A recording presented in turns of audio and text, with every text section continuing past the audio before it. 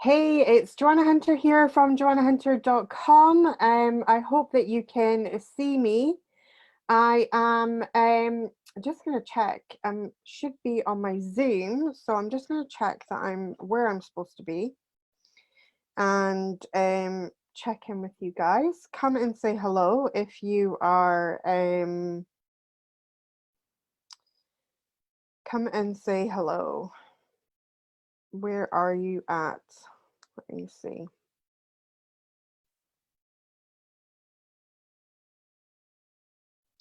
This is the first time I've used my Zoom to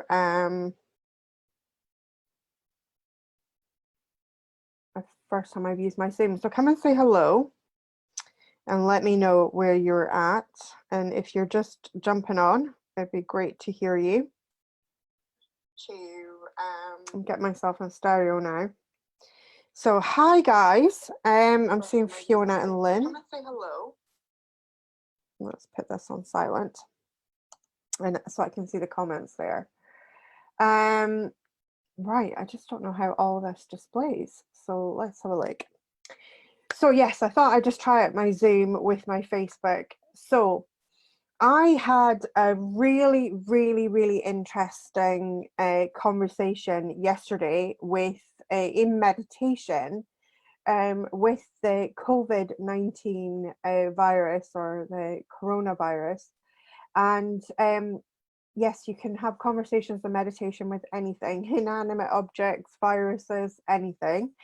And one of the things that this virus sort of said to me, which was really like I don't know what I was expecting when I decided to try this, but yesterday I had felt by yesterday evening my energy was really struggling, just simply because I was seeing so much judgment online of so many things going on, and I was finding it really hard not to kind of join in the judgment. We've got a lot of people moving up here into the Highlands with their motorhomes and things, and I could see that all kicking off, and there was lots of things, lots of judgment. And really what it comes down to at the end of the day is that lots and lots of people are very scared. When we're scared, we go into the fight or flight mode in our brains, and rational and reasonable thinking goes out the window when a human being is in fight or flight stage. So I'm trying very hard not to pass any judgment over people and how they're behaving right now, because really, to judge them as being thinking reasonably and reasonable thinking, it's not going to work. And the reason it's not going to work is because they're not thinking reasonably because they're in fight or flight mode. So I felt like it was really important to jump on and share with you on my live stream here, and share with you some of the things that this virus had to say to me. So one of the first questions I asked was, why was it here? Why was it here right now?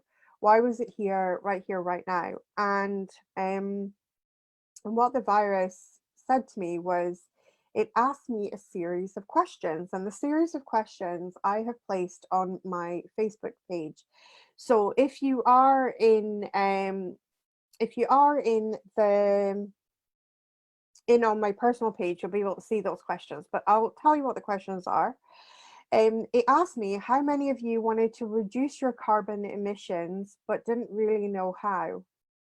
How many of you have wanted to homeschool your children but didn't know how? And then it asked me, who wanted more time off work but didn't think that you could afford it? And who wanted more time for hobbies and interests but didn't really know how to make that happen?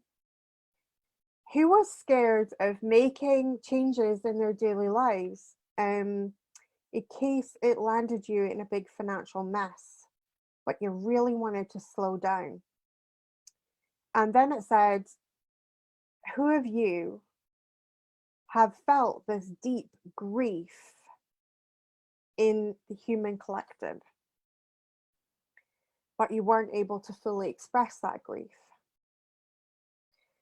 And I thought, wow, these are really interesting questions, because these are things that I've had many thoughts of, like, you know, how do I live greener on this planet in a way? And I had been thinking about homeschooling Katie. Katie's actually been unwell for about a year and a half, coming up nearly 2 years now. And so she's missed a lot of school. So I was thinking I would really like to homeschool Katie, but I didn't really know where to begin or start or things like that. And we've just been doing our best. So that was really interesting. And so one of the things is that there's been lots and lots of fear coming up for lots of people. And what the virus had to say to me was that it's here to interrupt our patterns as a society, as a collective consciousness. It's here to interrupt our patterns as a collective consciousness. And I want you to understand this, because this is really, really important, is that this virus is not operating from human self. So if you're one of my Lightweb students, you'll know exactly what I mean when I'm talking about human self. Human self is a lower level of consciousness that we think. Within human self, we experience a lot of suffering, which is why when we think about getting this virus, it absolutely terrifies us, because we think, oh God, you know, this is terrible. I will suffer. I might die. I might have loved ones that might pass. That is at that level. At soul level, which is the frequency that this virus is operating at soul level. The soul is eternal. It cannot die. It cannot pass. It cannot die. It is operating at a soul level. So when we're operating at the soul level, one of the really, really important things to understand is that this virus is operating at that really, really high frequency. And when you're operating at that high frequency, it doesn't look at death as being a permanent state of being. It looks at death as a transitional state of being, and that once you pass in your mortal body, you pass into your light body. And then when you're ready, you go from your light body into a new mortal body, and it creates this circle of life, eternal life, if you like. And so this virus is operating from that frequency. So it's not here to fuck up our lives. It's not here to kill our friends and family. Its job is to interrupt all the patterns and interrupt all of the stories that we have been so deeply, deeply attached to. And those stories have created a collective grief in the collective consciousness of humanity. And part of its job that it's told me is that it's here to release that collective grief. It's here to release that collective angst, if you like, that the whole world is going through at the moment. So I felt it was really, really interesting in sitting and just meditating. And what I did, and you can do this yourself, and I would love to hear what kind of messages that you would get from this virus yourself. But what I did was I just got myself into a meditative state. Obviously I'm Lightweb activated, so I connected in with the Lightweb, and I brought the virus forward to me. But if you're not Lightweb activated, just sit in meditation and ask that the virus speak with you. Just ask to speak with the virus. And remember, if you're in a place of judgment, like this thing is awful, it's horrible, it's terrible, you are going to view everything through that lens. It's going to create a lens. It's going to skew your view, basically. Instead, come from a place of non-judgment within inside of you and just ask its purpose. Ask its purpose. Everything in this world has a purpose. Everything has a purpose. So ask its purpose. And this was what it told me. It told me that it was here to basically answer a lot of prayers for a lot of people. It was here to usher in a new way of being. It was here to give respite and pause. And one of its primary functions, it told me, this is what this virus has told me, one of its primary functions was to simply allow us to see what was really, really important in our lives with crystal clear clarity. And I know as soon as it said that to me, I knew how true that felt for me. And I don't know if that feels true for you, but let me know in the comments if that feels true for you.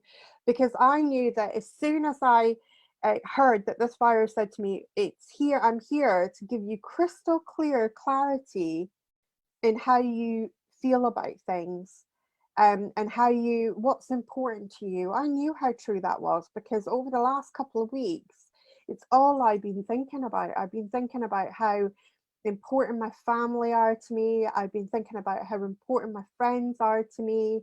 I've been thinking about putting things aside that, before I would maybe get my panties in a bunch over, but now I'm kind of like, it's not even worth getting rocked about that, because really the thing is that I know what's important. I know what's so important. And Alicia's saying here, I've been thinking about drawing myself a card to tell me what it's here to teach me, but I'm afraid to know.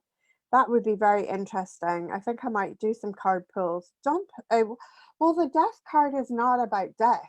The death card is about renewal.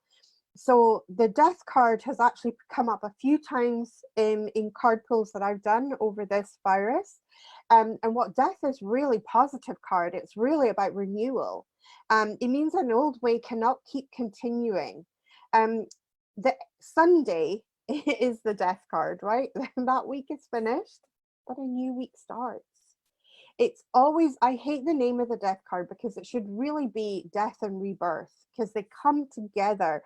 And this is the level of consciousness. You see, Alicia, that's the level of consciousness, of human consciousness. Oh my God, death, it's so final, it's so final. Soul consciousness. Dude, it's death and rebirth. It's death and rebirth. It's that continuing cycle of life. So communicating with this virus, I felt like it's really been a really, really beautiful process. It's brought so much love, so much compassion into my heart. It's made me realize that this was a global pattern interrupter. And the other thing as well that this virus has made me very, very aware of is that this is how powerful we have become as conscious creators. So as more and more and more people step into consciousness, this is kind of comes with a little double-edged sword warning. Be careful what you wish for, because as we're stepping deeper and deeper and deeper into consciousness, the more that we're stepping into this consciousness, the more that we are becoming aware of our creative power. And we've actually this virus told me it is a creation of the human collective. It is a creation of the human collective. Now, I feel like, wow, that was really like shit, and then my human self kicks in and goes, oh, why would we create something so terrible? Aren't we? We're rubbish at this creating thing. We're really terrible. But actually, if we look at the larger, that's a small picture. That's to look at the little picture. But if we look at the much, much bigger picture of what is really happening right here, right now, there are so many gifts that this has brought in for us. Yes, there is a lot of worry about people who are very worried financially. What is going to happen? How am I going to survive? How am I going to live? The thing is that we've gone through hard stuff before. If you're in that position where you're like, how am I going to survive? How am I going to live? How am I going to afford things? You've been in that position before. I know that you have, because I have multiple times. And the thing is that you've got 100% track record for getting through life. You really do have 100% track record for getting through life. And I remember myself, I actually, this virus has made me very aware when I was communicating with the virus and speaking in meditation with the virus. One of the things that really resonated with me was that the virus said that we've come to you before. I came to you. The virus itself is just like an energy. And he says, I have come to you before. And so I said, okay, and when did you come to me? And he said, I came to you in the form of multiple organ failure. That's how I came to you before. I interrupted your pattern on an individual level. And I said, now I'm interrupting people's pattern on a global level. So I was like, right, okay. And I looked at that, and I had these really, really strong attachments to stories that I was telling myself. My biggest story was that if I stopped working, which was my dearest wish back then at that time, if I stopped working, my entire way of life would implode on itself, and we wouldn't have enough to eat, and I wouldn't be able to keep my shelter, and I wouldn't have access to food and water and warmth, and I would be horribly rejected by people that I called friends and family, at the shame of stepping off that business hamster wheel that I was on back then. And of course, I'm still here. Spoiler, I'm still here, which made me realize that I had such a strong attachment to that story. And when multiple organ failure came, one of the gifts that it brought was this massive interruption in my pattern. It interrupted my pattern so much that my way of life back then was not possible to continue, and I had to find a new way. And I found a new way. I found a much better way. That's what I'm doing right here, right now, in showing up and serving in the way that I've shown up and served in life. And it's something that brings me so much joy and happiness. And the way that I live my life is millions and millions of times better than the way that I used to live my life. So when I think about what's happened and how things have shifted and morphed and changed for me over the years, I realized that society is also on a bigger level so attached to a very similar story. I can't stop. I can't stop. That's the story that I was attached to. If I stop, bad shit will happen and things will implode. And the thing is, yes, it was uncomfortable, and change is uncomfortable. But on a higher level, I realized I too had called this energy in, which is now manifesting in a massive scale as the coronavirus. I had called this energy in to me in the form of multiple organ failure, because my dearest wish was to get off the hamster wheel that I was on. And so I knew on a subconscious level that I had created it. I hadn't asked for multiple organ failure, and yet I had created the energy conditions in which I invited something in that was life-threatening, that in that instant placed my life into crystal clear clarity for going forward. And when I was seeing that crystal clear clarity, then it really made me reassess things, and I made hard decisions I hadn't been prepared to make up until that point. It was a rock and a hard place. I had my ass against the wall. I didn't know what to do, and I didn't know how things were going to pan out.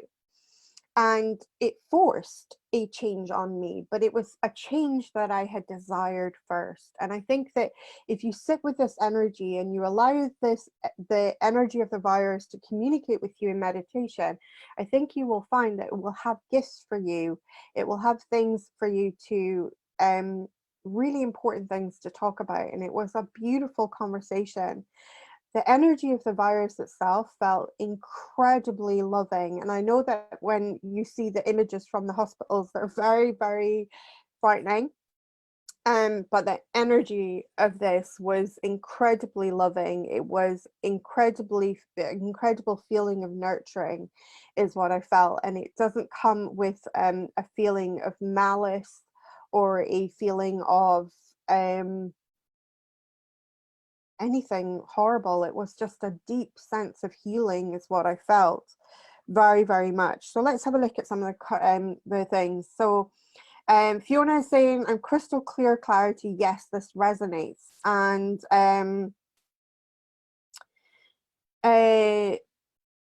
Alicia's saying, normally the death card is one of my favorites, but the fear is strong. I would be more, I think in this instance, I would definitely be more frightened of pulling the 10 of Swords than I would the death card at this point in time. It's here to bring many further along the path. Absolutely. That's the key message that I'm receiving in from sitting in meditation with the virus, inviting the virus to come and sit and have a conversation with me. It was a beautiful, gentle conversation. It started the conversation, well, I started asking its purpose. And it listed all of these questions off. And in fact, there was more questions, but those were the ones that I really, really remembered, the ones that I placed on my page. And having a look at, it's incredible how many people have answered me on this page, and they've said, you know, pretty much all of them are resonating, a lot of them are resonating. So we can see that this is something that has been sat in the collective consciousness. This is something that has sat in the collective consciousness for a long time. More on when I was speaking with the virus, and I said, you know, it sounds like, you know, I was asking about the symptoms and things like that. Does that have a bearing on what it is? And the virus says, well, obviously my function is here to awaken. My function is here to assist transition and to shut down stories that are so not true, and to help give that clarity of what is important to you in your lives, what is truly important. But I have come in on the vibration of collective grief. I've come in on the vibration of collective sadness. I've come in on the vibration of collective disharmony. And so therefore, my route into the body is through the lungs. My route into the body is through the lungs. Obviously, to get to our lungs, we have to go through our mouth and our nose, which is how the virus is entering our systems. It develops as the virus develops within us, it goes to our lungs. And the reason it goes to our lungs is where we store our grief. As human beings, it's where we store our grief. Now, I have seen this many, many times when I have been working with my healing and coaching clients. I've had people who have spontaneously cured themselves of lifelong hay fever. I've had clients who have spontaneously cured themselves of asthma and other breathing conditions. And this is as a result of working together on things that have made them deeply sad, and things that have really, really been very, what I call very hard and sticky energy. It has the energy is very dense. It's like a bit like, if you could imagine a denser form of treacle. It has a stickiness to it, but there's a solidness to it as well. And it has that dark feeling to it as well, just like treacle. And once I've been able to remove that dense energy out of somebody's system by working together using spoken word healing, and work them through their issue, work them through their problem, and that I can no longer sense that heavy, sticky, dark energy any longer, spontaneous healings have occurred in things that we didn't even discuss, like asthma and hay fever and other lung conditions and things. And I know that lung conditions can often manifest like that. And so it's interesting to say that the virus's point of entry into our bodies are really in a place where we are holding collective grief. So when I asked the virus, well, what can we do to help? Obviously, you're here to help release that collective grief. How can we assist you? So I asked the virus, how can we assist you? How can we assist you in working through this faster? How can we assist you in passing through our population as you're doing? Because I know it's here anyway. How can we assist you in releasing this? And the virus said, well, at the moment, what would be really beneficial and really happy, what I would be really happy to see and be really, really beneficial would be if you could just be honest about what makes you sad. Witness your sadness, see your sadness. Do not live, you don't have to live your sadness, you do not have to become your sadness, but allow yourself to even admit that you have it. Because one of the things that this virus said to me is that most of you are not even admitting that you're sad. Most of you are just getting on with life, and you have convinced yourself of the story so perfectly. You have convinced yourself of the story that your story that you have is that this is just the way life is. And this virus said it's not the way life is, because you are a sacred creator. You are a creative force within your own universe. And if you cannot even admit what is making you sad, then understand that that energy is creating for you. That energy is creating for you.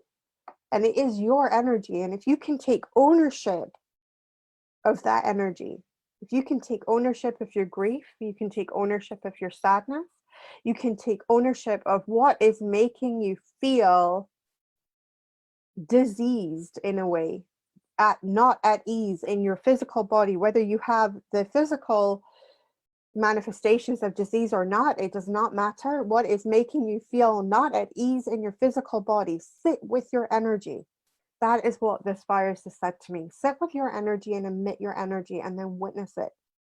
Allow yourself to see it, because all energy just wants to be acknowledged. That's what energy wants. Energy just wants to be acknowledged. And this energy too wishes to be acknowledged. It just wishes to be known and seen and heard. And it is born of our collective grief of how we are living in dis-ease to our planet, how we are living in dis-ease to ourselves, to each other, to so many different places where we're not at ease. And this is one of the gifts that's coming. This is one of the gifts that is allowing you the time right now to look and pause and see what is right or what is wrong. And even if you are caught in this and you're maybe a doctor or a nurse, or you're maybe on the front lines in supermarkets, or you're maybe a pharmacist, or other people that are keeping things going right now, you can still sit and witness your feelings. You can still sit and witness your feelings, even if you haven't had the pause. So let's have a look and see what else is here. So Fiona saying, I love the illuminating questions the virus gave you. What has come up for me is that this virus has gone beyond all human boundaries and barriers and transcended that, and massively facilitating us to grow to our true healthy personal boundaries, to fulfill our true life's purpose and reconnect with others who are in fact a mirror aspect of ourselves. Beautiful, Fiona, absolutely, couldn't agree more. And I feel that this virus wouldn't agree more as well. And I feel like we don't have to sit and see this virus as an enemy of the human race. We can see this virus as an agent of the universe. We can see this virus as an agent of the universe.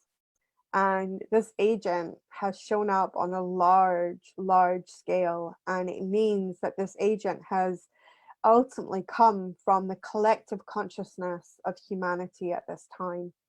And it isn't about looking at this from a human perspective and thinking, why would we bring an agent that is bringing so much fear, so much suffering? We have to look at it from the soul perspective of that we are eternal beings. We live forever. Our human selves, however, do not live forever, but our souls, the truth of who we are, the true essence of what we are, lives forever. And contained within this virus is an energy that also lives forever. So it's not that the virus will live forever, but the energy, which is the driver, I suppose, in a way, is an energy. The energy had visited me earlier in my life as my multiple organ failure. It was a great catalyst for change. Would I want to go through that, what I went through again? No, not really, not ever. But do I regret going through it? No way. No way do I regret going through it. It was game changing for me, absolutely game changing for me. And I'm so grateful that I went through that change and I went through that metamorphosis. And that's what it is. It was a metamorphosis. And before then, before going through that, I had such attachment to such very hard stories. And because I was so attached to telling those stories, I couldn't release them.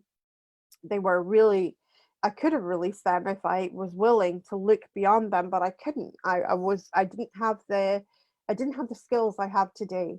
I didn't have the skills that I have today. So I wasn't able to look beyond them. And eventually I was set such a giant pattern interrupter that I was forced to look beyond them.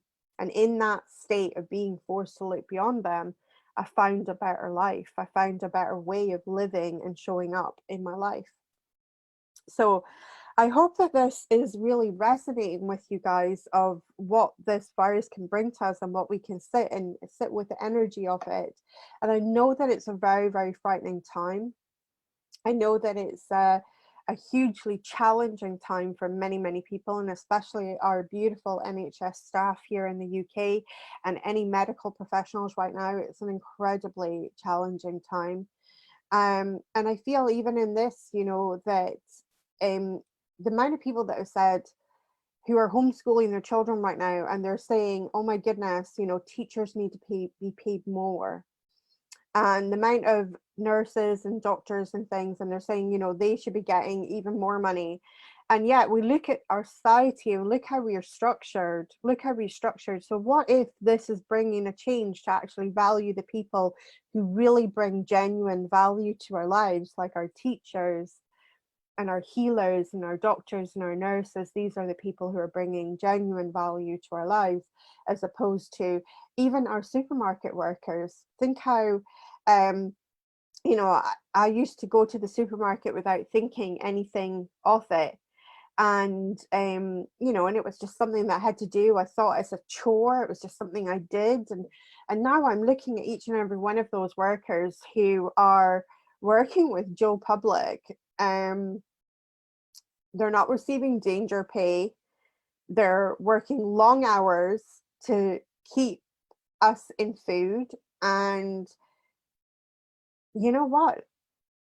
There's a big thing in America where people are not even getting a living wage working in these supermarkets. And I think, wow, these people deserve to be honored. These people truly, truly deserve to be honored. Um, and they're doing an important job. And whereas maybe before, and I'm fully willing to hold my hands up and admit, maybe I didn't really fully appreciate the the people who work in our supermarkets as much as I could have. Of just realizing, for me, it was, I used to go in there and it was all about me. I was in my little world, my little blinkers on, filling my trolley. Oh, this is such a chore. This is so, but yet there was the shelves fully stacked. Somebody did that. Somebody did that. Yes, they got paid for it, but they did it nevertheless. And then as I went through the checkout, somebody's sitting there scanning it all through, and sometimes they even pack my bags for me, which is really lovely. And when I normally go to supermarkets, they're always usually really lovely at the checkouts, really nice, and things like that. And yet I did so much of that unconsciously, from the placing of the items, from the shelves into the trolley, everything. And now I'm a lot more aware. Having empty supermarket shelves, I'm aware of how much work goes into that. And there is new levels of appreciation to come through this, I think, as we get through this. But you can sit with the virus yourself, and you can sit and ask them questions. What are you here to teach me personally? What are you here to teach me personally? What are you here to teach me personally?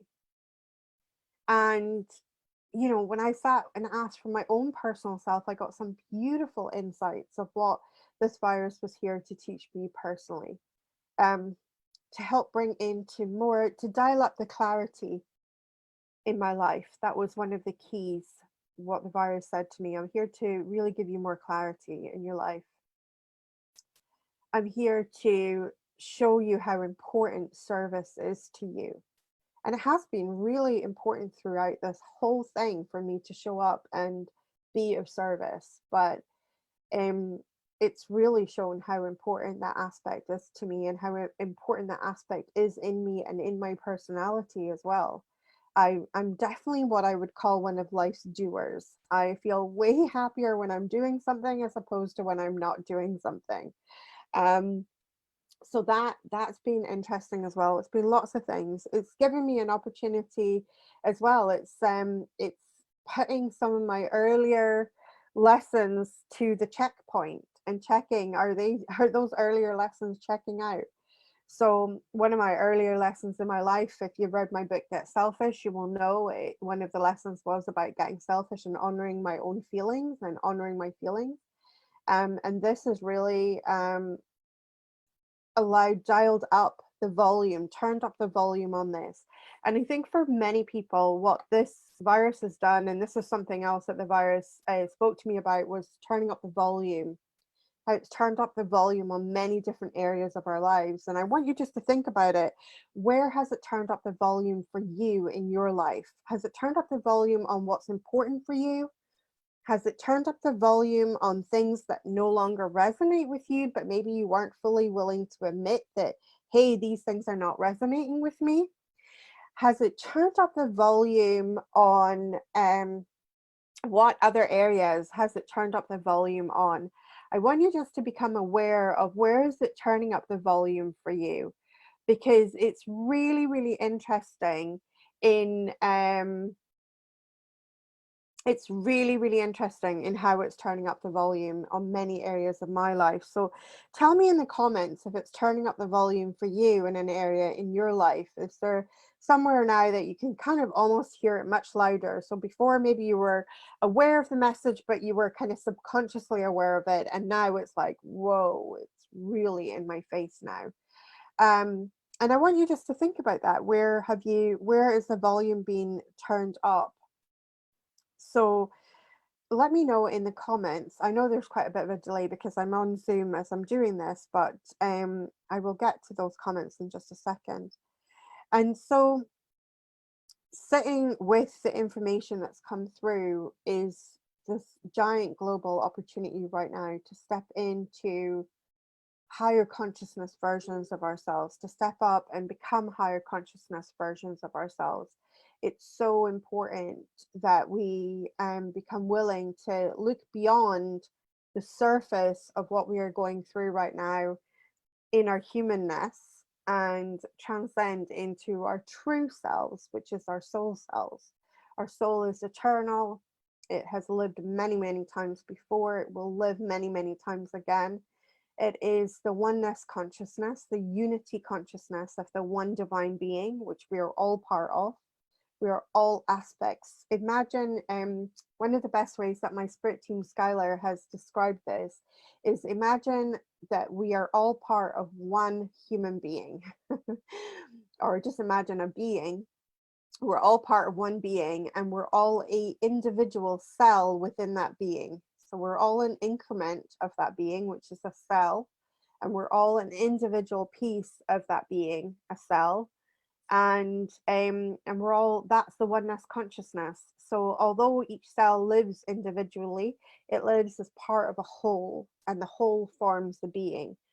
And that's how, and although in human form we don't experience this because we think as human beings we are separate to everybody else, but actually we're all like cells within one master being. So it's quite interesting.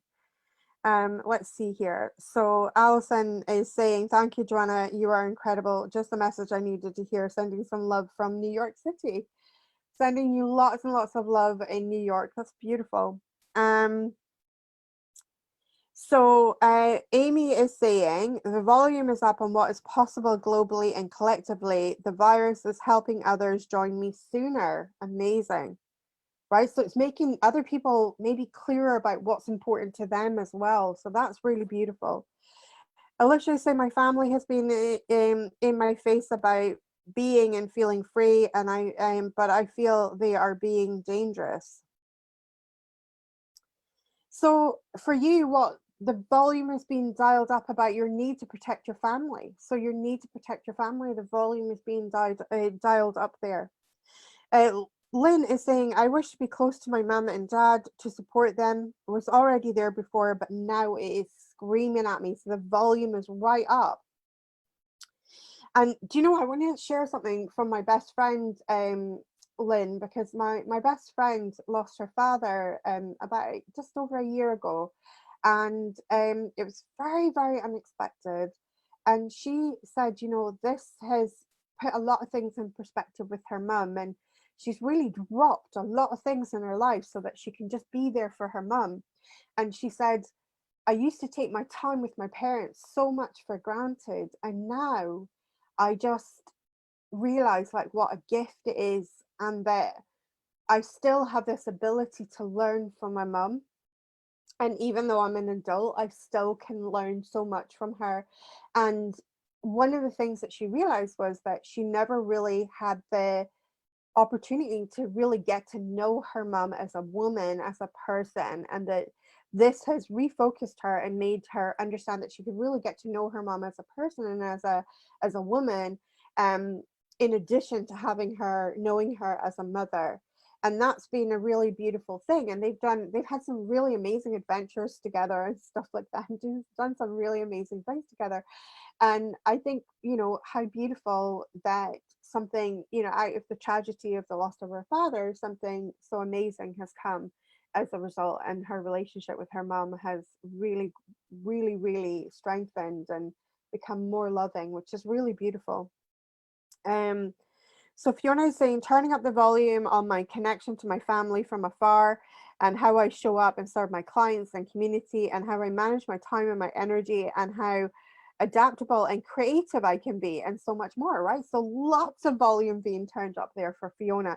And that's amazing. And I think that this is bringing this ability to turn up the volume on some of the stuff that's really, really, really important to us right now. And I just wanted to share my weird meditation, speaking with a virus. I've never tried anything like that before, but um, I was just inspired to do it and sit with it. It was something actually my mum said the other day. So I've been phoning my mum daily to make sure that she's okay. My mum actually has CPOD, so it's been really important to kind of for her to be really self-isolated. And so we've been phoning and communicating daily, and she said, I'm just telling the virus that I'm not open and available for it, is what she said. And she says, I'm just telling it that it can go about, um and things like that, and it can come, but do not come into my body. I'm not, I don't want it there. And I thought, wow. And I thought, how nice, how nice that she's speaking with this thing, and saying, and she was being very respectful of it. She wasn't saying, "Oh, you're horrible, don't come near me," or anything like that. It was just a very respectful. And I thought, wow, I really love that. And I thought, I wonder if I could sit and just have a conversation with it. And of course it came, and it sat, and the energy was really beautiful. It was very kind of, how do I describe it? I have to actually say that it felt very holy. It felt very like solemn and holy, and like loving. It didn't feel, I didn't feel any negative energy from it whatsoever. I just felt like it was doing its thing, and with much respect and kindness and love. And I was really blown away by the feelings I felt with it. But I feel like everybody can do this. I'm not somebody special that can just, it's not only me. I think anyone can tune into this. And I think this is part of our lost history, if you like. That we used to communicate with nature. We used to commune with nature in a way that we don't commune with nature anymore. We used to have a deeper understanding of other things than ourselves. And we used to have a deeper understanding, I feel, of each other. And I think this is another opportunity that this is bringing, is for us to get closer to communing with the other energies that we share this oneness with, the other energies that are contained within this body of lots and lots and lots of cells, of which we are just one cell, all living in harmony together. And for a long time, we have been at dis-ease. We have been not at ease with who we are, how we are showing up in the world, what we are doing to our world. And even though it's very hard to be in that rut and think, how am I going to change this? I'm just one cell, I'm just one person. And so now we have an opportunity to change things. And my prayer for humanity, this is my own personal prayer for humanity, but I think the virus also shares it with me, is my prayer for humanity at this time is that we do not forget, and we do not go back to the way that things were before, that we make a concerted effort to be that change we wish to see in the world, and that we do things differently, that we respond to the world at large differently. And and I feel really inspired by that. I feel inspired that this will be a catalyst for great change on our planet. And it is a change that I think many human beings on an individual level have wanted in their hearts, but had no idea of how to facilitate or begin. And I knew when I was in that state of before my multiple organ failure, I mean, I would have made those changes in a heartbeat if somebody had just shown me the way, but I didn't know the way. And eventually, the universe sent me an agent of the universe that could not be ignored, a pattern interrupter that was so disruptive, it completely destroyed my way of life. And in its wake, I built a new way of life that is so much more supportive of me, so much more loving, so much more kinder. And I feel so blessed to have been given that opportunity. And I feel like I know that there is going to be loss of life with this virus, and I know, but know that life is eternal. The virus is not operating from human self consciousness, it is operating from soul consciousness, it is operating from divine consciousness. We are eternal, immortal beings that live forever, and we live again and again and again. And I think if we approach this with that level of consciousness, we will see that it will create a shift in human consciousness and in the collective consciousness. And what we can do to help this virus at this time, to help it complete its mission, I suppose, in a way, is to sit with our own feelings, and especially those of sadness, grief, disease, where we're not at ease, and discomfort. Anywhere where we are not comfortable, anywhere where we are not, and really speak those words, speak those feelings out loud, give them voice, release them, give them the ability to move through your body, because while you're suppressing them, pushing them down, and not acknowledging them, they're unacknowledged energy, still energy, and it's creating havoc not only within your own physical bodies, but it's creating havoc within the physical collective of humanity. And it's time for us to release these feelings that we've sat with a long time. And I know that many people, like when I asked those questions that this virus brought me and asked me right at the beginning, which was, I'll just recap the questions so that you guys can hear them again. So the questions were, who has ever wanted to reduce carbon emissions or be greener for the planet but didn't really know how? Who's ever wanted to homeschool your children but you didn't know how? So maybe you felt like the schooling system wasn't really working for your child, but you didn't really know how to pull them out of that system, and but you know that the system isn't really fully functioning for your child at the same time. Who's wanted more time off work but didn't think that you could afford it? So maybe you told a story of like, I have to work this way because. Who wanted more time for hobbies and interests, or the things that you love, like things that you really enjoy doing? Who's wanted to have more time for those? Who was scared to make a change in daily life? So you know that there's something in your daily life that you know that you would love to change. But you're scared to make that change because maybe you have an additional story attached to it. Like, if I do this, then I won't have money to survive. I won't have money to pay my bills, and I won't be able to move forward or survive. And so, but you really wanted to slow down. So the central message of that question is like, where have you wanted to really slow down, but maybe you had a story attached that wasn't possible at this time because of usually financial reasons. It's the reason that most humans are holding themselves accountable to. And where have we felt akin to something like grief, like a feeling of grief for a long time, above all the above questions that I'd asked, and not really being able to fully express it? So where we felt like these systems, like our schooling system, or the way that we get from A to B, that seems to be not very green, and the way that we're working, all these systems that we have within society, where we felt a little bit bummed about them, but we've just accepted them nevertheless.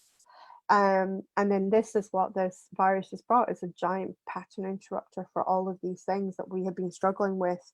And I think so many of us are have not known how to begin the process, have not known how to begin the process. And I feel like the very, very first step to really begin the process of healing as a collective, as a human collective, is to sit with our own feelings and admit them, give them names. It is not enough just to kind of take the banana nut muffin and stuff them down, right? This is the opportunity to sit with them and to bring them up and to examine them. And you don't have to become them or become completely depressed and think, oh my God, it's all going to hell in a handbasket. We can be the witness to our emotional states. We can be the witness to our feelings without becoming our feelings. And so I think it's really important that we allow ourselves to become our feelings and really sit with our feelings, and not become them, but to sit with them, and acknowledge them, because all energy wants to be acknowledged. And energy that is within our energy systems that is ignored is ignored. What happens to that energy is that um, what happens to that energy is that it just it keeps gaining mass, keeps growing. This energy is designed to grow and expand. And so I think it's really important that we've got this opportunity right now. So anyway, I hope that this live stream has really resonated with you, and that maybe this is something that you could sit and think about, and sit with yourself and see if we can't bring together a collective healing. See if we can't bring together a healing for the consciousness of humanity at this time. So thank you so, so much for joining me on this live stream. I'm just going to end the live stream there, but if you have any more questions or anything that you want to ask me, or you're looking for spiritual guidance, know that we're all in this together. And if you are, please send me, if you're finding these feelings are coming up, they're too much for you, send me a message, reach out to me, let me give you some guidance on how to sit with this and how to work through this. It's something that I've gone through, and as this energy made me very aware of, this energy has already witnessed me and moved through my life at an earlier stage in my life through my multiple organ failure on an individual level. Now this energy is back on a collective level, for all of us. And again, this time it's wearing a different outfit, if you like, and this time the outfit is the coronavirus. For me personally, it was, and it has visited many other humans, and it has a function to change our lives. It has a function to interrupt our patterns to the point where we have no alternative but to start living differently and more in harmony with ourselves. And that's this ultimate gift, is what I feel. So if anybody is struggling, then do reach out. I'm here for you. I'm here to serve, and let the healing begin. Let the healing begin. Let's release this grief that we feel as a collective. Let's release this pain and suffering that we have been under long enough, so that this dude can do its job and move through our population as it needs to. And then we no longer need it, because we have honestly faced our feelings. So thank you so much for listening, and I hope that it's really resonated with you.